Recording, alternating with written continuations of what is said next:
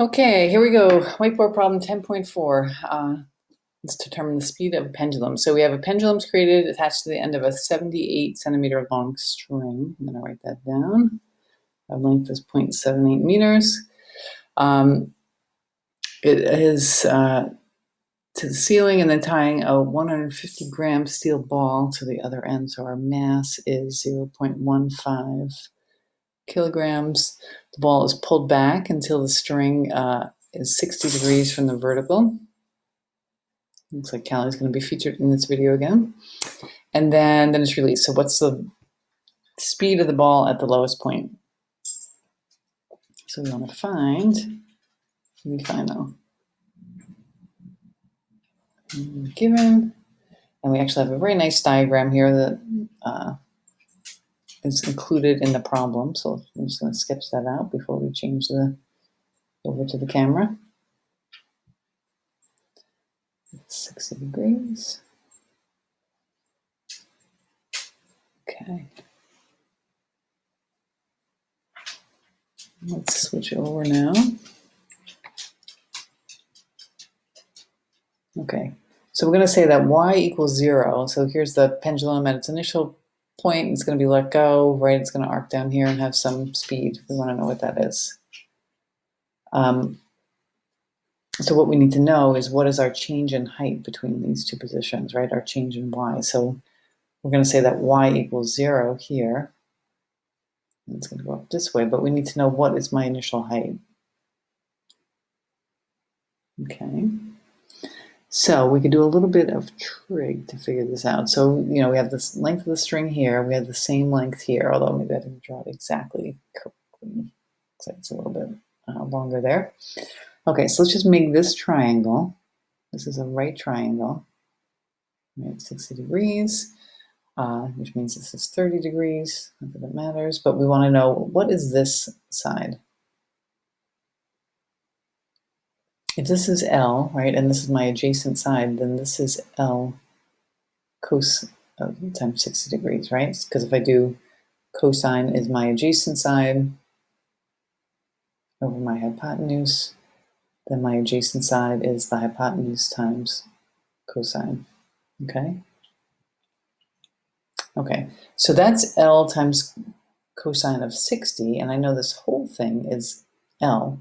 So that means my height here is the length minus the length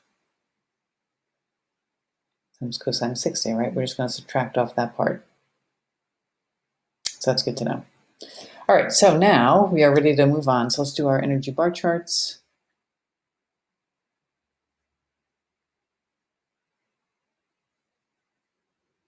Okay, so we initially have this, we want to think about gravitational potential energy. We want to think about kinetic energy.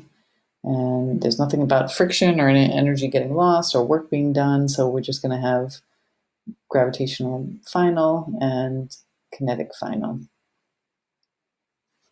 All right, so what does it look like? So we start with gravitational potential energy. As the ball is suspended up here, the pendulum's suspended, we let it go, it starts to move. Down at this part, all of that, or since we defined y to be 0 here, all of that energy is converted into kinetic. So it looks like that at the final part. Okay, so this is 0 and that's 0. So this gives us our conservation of energy equation. So we have UG initial plus kinetic energy initial equals gravitational potential final plus kinetic final.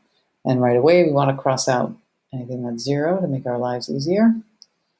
Okay, so then we have mg y initial equals 1/2 m v final squared. So our masses go away. So they gave us the mass, but we don't actually need it, right? When we do our algebra first, we see that doesn't depend on mass. And now we want to solve for v final. So we multiply both sides by 2 and take the square root. So v final is the square root of 2g y initial. Okay, and our y initial is this, L minus L times cosine of 60. So y initial equals, let's just factor out that L, 1 minus cosine of 60 degrees. Okay, so we have, what is cosine of 60? It's the same as sine of 30, right? Because the adjacent side of 60 is the opposite side of 30. So this actually I know is a half. So I'm just going to put that in there. So 1 minus a half is a half. So is that right? Y initial is just 1/2 L. Seems right to me. Okay, so then we have 2G 1/2 L, and the 2's and a half go away. So we get the square root of G times L. So we get, plugging in now, we would get the square root of 9.8 meters per second squared, and then the length is 0.78 meters. Let's bring up our Python window. There's probably so many square roots here. Square root of 9.8 times 0.78. Okay, so I'm getting that V final is 2.76 meters per second, right? If we look inside our square root, meter per second squared times a meter, that gives us the square root of meter squared per second squared, which gives us meters per second. So our units check out.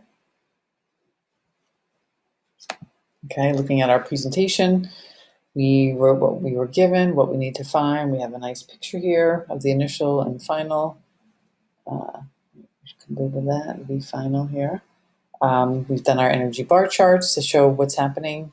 We've translated that into a conservation of energy equation. We did our algebra first to solve for V final, substituted in our expression for the change in height, and then finally plugged in at the end, boxed our answers, checked our units. We are good to go.